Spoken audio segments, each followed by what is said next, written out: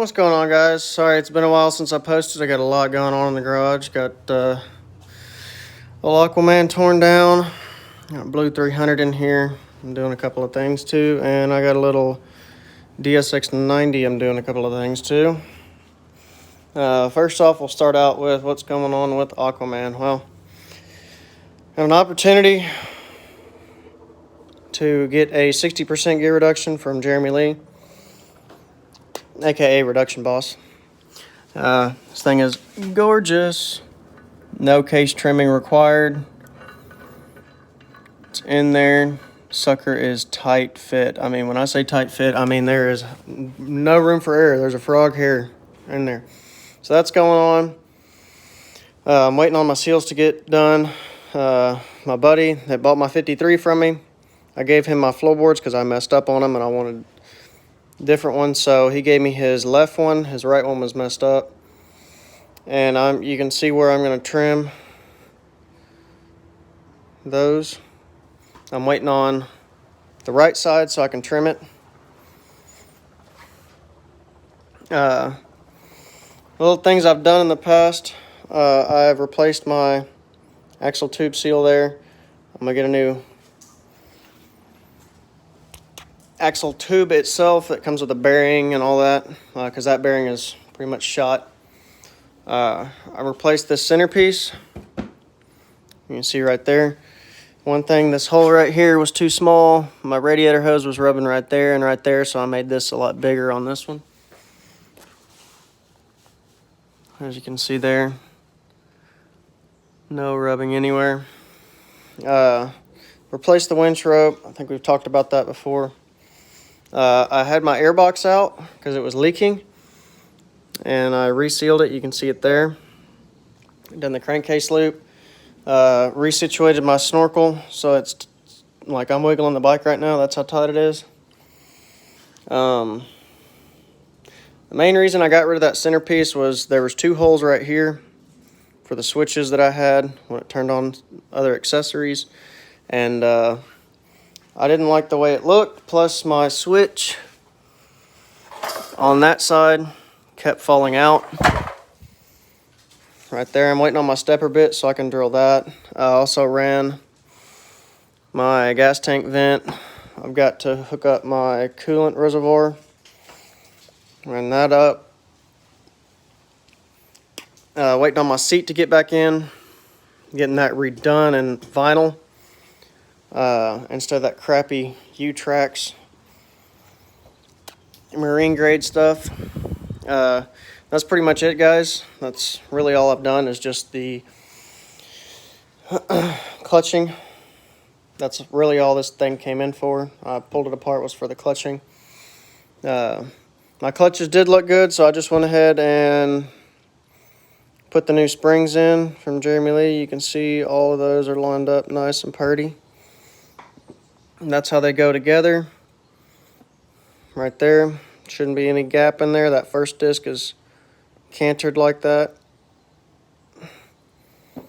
Now, one thing I did do is I upgraded the 500 secondary or centrifugals over there. I'll show you in a minute. Now on this one, I put an extra disc and fiber in it because the carriers are the same part numbers. I put an extra disc and fiber. Here's the 500 bell. That's got 2 extra weights in it. And the bell is a lot bigger. And you can see that's running 33s on 20s. No heat. One-way bearing is still good. Locks up.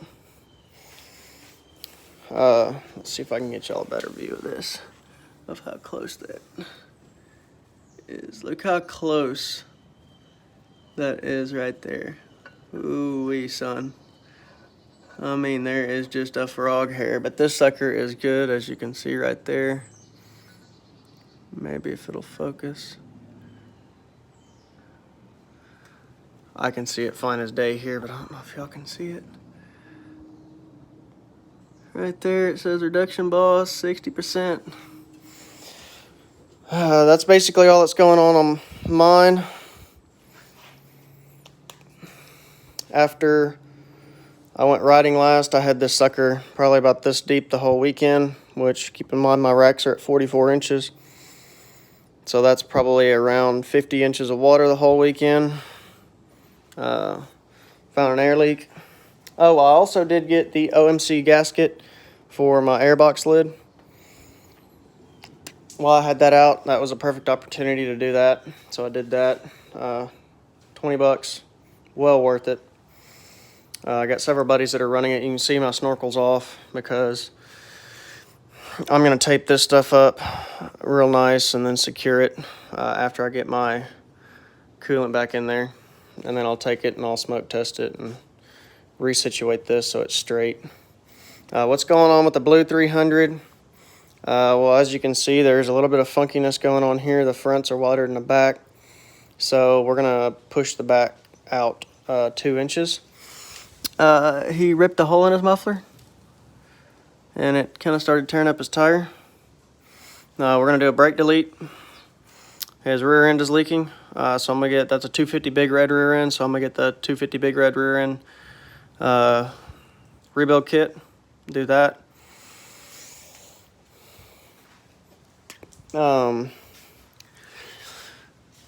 What else?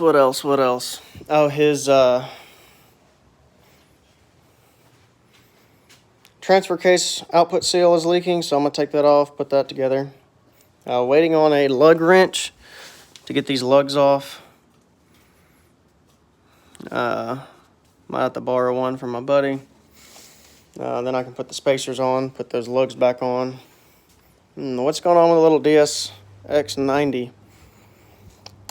Well, last time this thing was in the shop, and here, I replaced the steering stem. And that was a booger. I had to pull the whole front suspension off the front bumper. I had to pull these off. That was a booger and a half. But I got that replaced. Got it all aligned.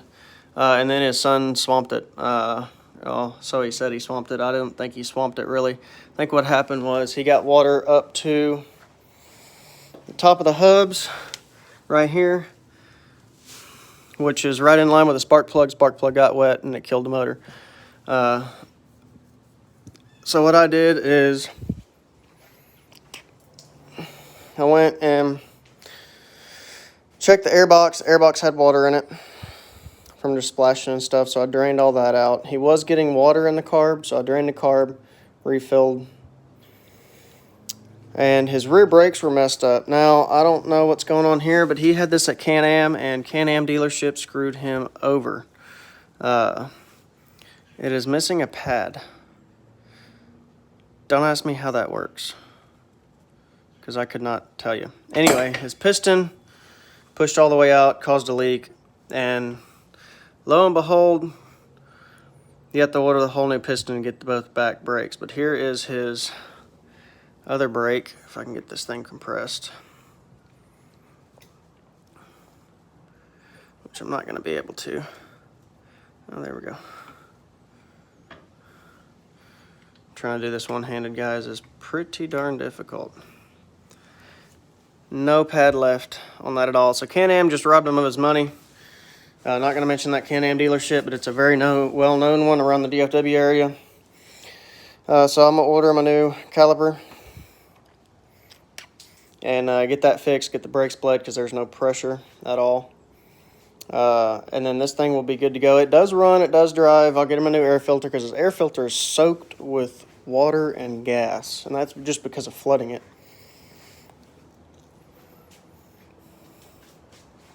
So I'll get that done and get this guy out.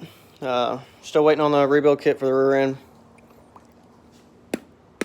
Brake fluid does not taste good. And waiting on that lug so I can pull the rear end apart.